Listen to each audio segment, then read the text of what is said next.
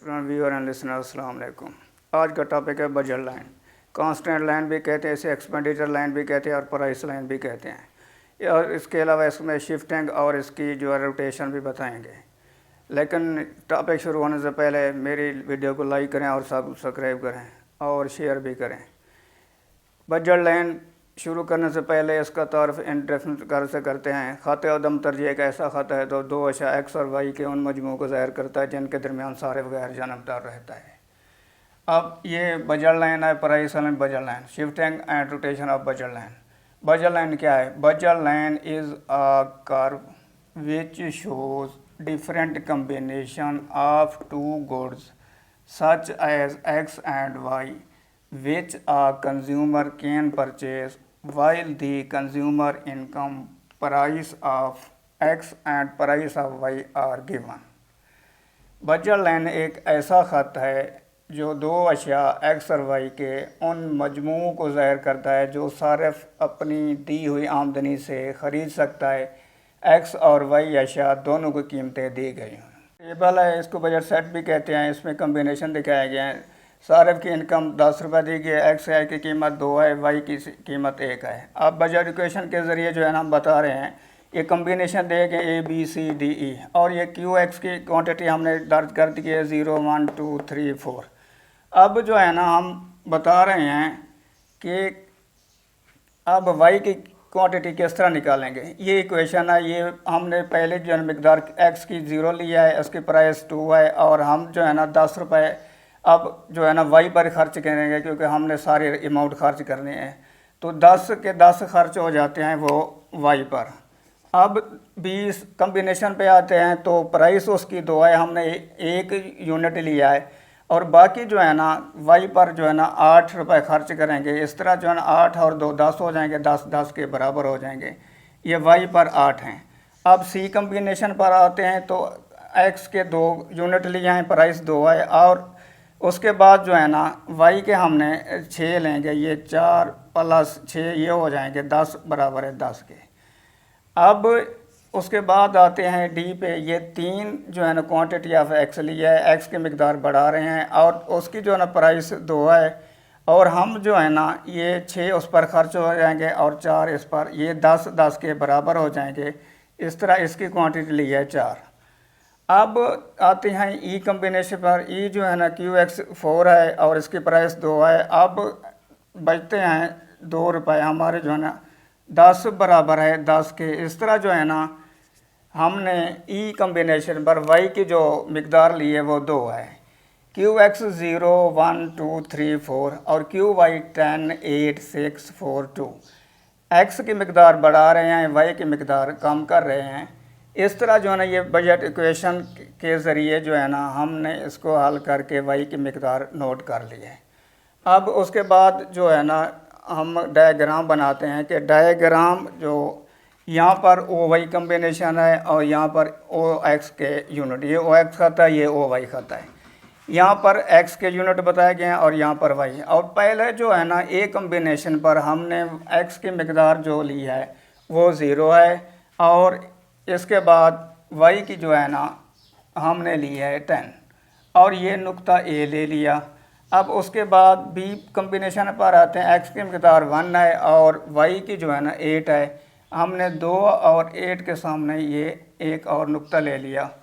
अब उसके बाद इसको नुक्ता हम B कहेंगे। उसके बाद C पे आते हैं तो ये QX 2 है और y की मकदार हमने लिया है 6।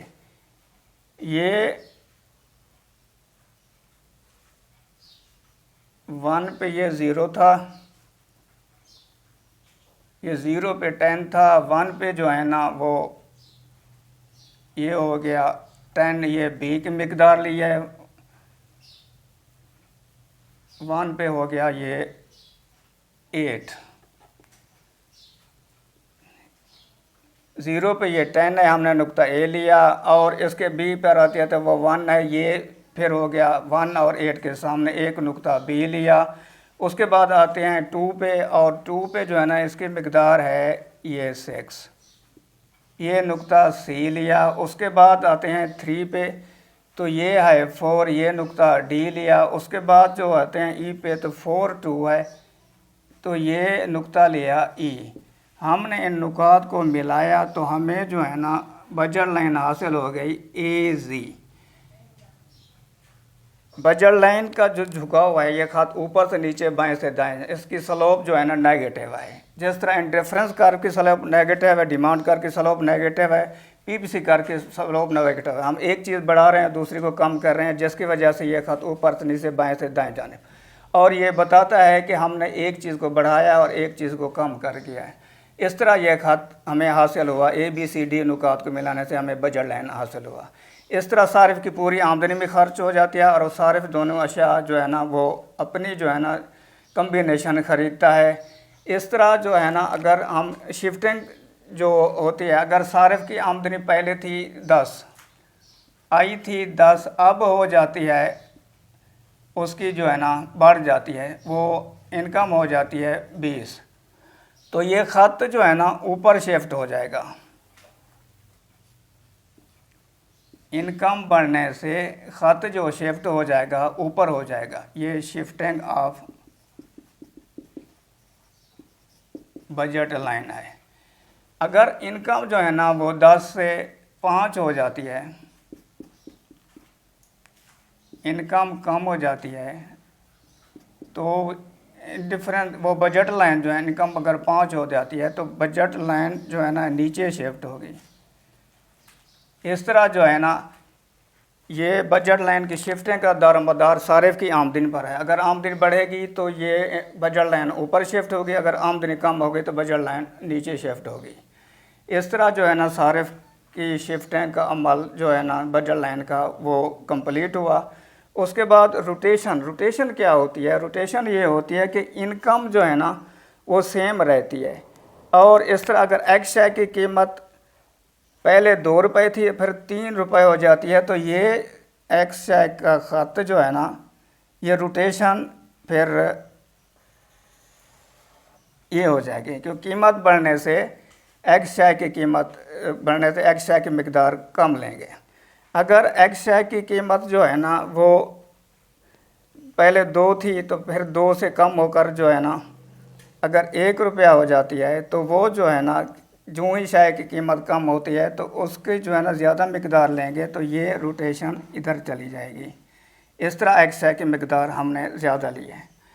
इसी तरह हम वाई लेते हैं। वाई की कीमत जो है ना 1 रुपया थी, अगर वाई की कीमत 2 रुपये हो जाती है तो उसकी मिकदार हमने जो है ना कम कर लेनी है। इस तरह ये वाई का ख़त जो है ना लेफ़्ट साइड पे शिफ्ट हो रोटेट हो जाएगा।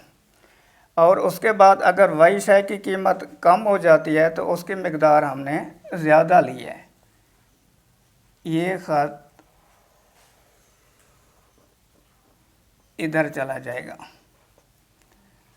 रोटेशन उस वक्त होगी अगर शेयर की कीमत कम होगी तो उसको ज़्यादा मिकदार में लेंगे, तो अगर शेयर की कीमत ज़्यादा होगी तो उसको कम मिकदार में लेंगे। इस तरह जो है ना बजट लाइन हमें जो है ना हासिल हुआ। उसकी रोटेशन, शिफ्टिंग और बजट लाइन इक्वेशन टेबल उसके बारे में बताया है कि ये किस तरह रोटेट होता है, शिफ्ट होता है, और किस तरह सारे अपनी आमदनी को जो है ना सारी की सारी आमदनी को उसने खर्च किया है।